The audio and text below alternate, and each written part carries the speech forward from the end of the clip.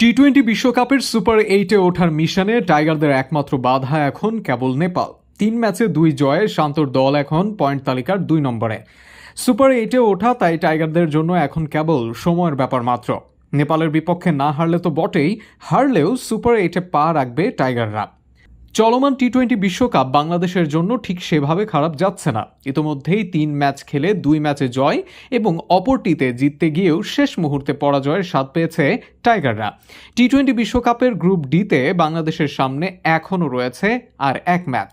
পারফরমেন্সে উন্নতি থাকলে দ্বিতীয়বারের মতো টি-20 বিশ্বকাপের দ্বিতীয় রাউন্ড খেলবে নাজমুল হোসেন শান্তর দল। টি-20 বিশ্বকাপের প্রথম ম্যাচে শ্রীলঙ্কাকে 2 উইকেটে হারানোর পর প্রোটিয়াদের বিপক্ষে হেরে গেছে টাইগাররা।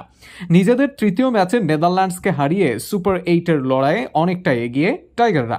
নেপালের বিপক্ষে দক্ষিণ আফ্রিকার জয়ে বাংলাদেশের সামনে এখন সমীকরণ আরও সহজ হয়ে গেছে। ডি গ্রুপ থেকে তারা সবার আগে সুপার 8 নিশ্চিত করেছে। এখন বাকি একটি স্থানের জন্য লড়াই হবে নেদারল্যান্ডস এবং বাংলাদেশের। সেখানে সুবিধাজনক অবস্থানে আছে টাইগাররা। টাইগারদের জন্য সুপার 8-এ ওঠার রাস্তাটা সোজা সাপটা। নেপালের বিপক্ষে জিতলেই কোনো সমীকরণ ছাড়াই সুপার 8-এ উঠবে বাংলাদেশ। হারলেও সুযোগ থাকছে সুপার 8-এ ওঠার। সেজন্য তাকিয়ে থাকতে হবে শ্রীলঙ্কা এবং নেদারল্যান্ডসের ম্যাচের দিকে। নেদারল্যান্ডস শ্রীলঙ্কার বিপক্ষে হারলে সুপার 8 নিশ্চিত হবে টাইগারদের। তবে নেদারল্যান্ডস যদি হারিয়ে দেয় শ্রীলঙ্কাকে, তবে টাইগারদের জন্য তা হবে মহা বিপদের। সেক্ষেত্রে বাংলাদেশ আর নেদারল্যান্ডসের পয়েন্ট হবে সমান 4 করে। সেক্ষেত্রে শুরুতে বিবেচনায় আনা হবে জয়ের সংখ্যা। 2 দল সমান 2টি করে ম্যাচ জেতাতে তখন হিসেব আসবে রান রেটের। নেপালের বিপক্ষে টাইগাররা অল্প ব্যবধানে হারলেও সুপার 8-এ উঠবে বাংলাদেশ। 2007 সালে প্রথম বিশ্বকাপেই সুপার 8-এ উঠেছিল বাংলাদেশ।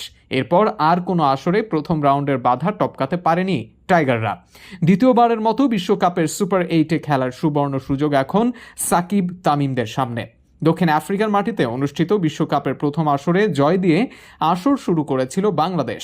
ওয়েস্ট ইন্ডিজের বিপক্ষে 6 উইকেটের ঐতিহাসিক জয় পেয়েছিল টাইগাররা। আগামী 17 জুন বাংলাদেশে ঈদুল আজহা উদযাপিত হবে। এদিন নেপালের বিপক্ষে মাঠে নামবে বাংলাদেশ। ঈদের দিন নেপালের বিপক্ষে জয়ের স্বাদ নিয়ে দেশের মানুষের মুখে হাসি ফুটবে। নেদারল্যান্ডসের কাছে 6 উইকেটে হেরে বিশ্বকাপ শুরু করে নেপাল। শ্রীলঙ্কার বিপক্ষে তাদের পরের ম্যাচটি বৃষ্টিতে ভেসে যায়। তবে তৃতীয় ম্যাচে দক্ষিণ আফ্রিকার বিপক্ষে দুর্দান্ত লড়াইয়ের পর মাত্র 1 রানে হেরে যায় নেপাল। তাই টাইগারদের বিপক্ষে জিতে ইতিহাস গড়তে চাইবে নেপাল।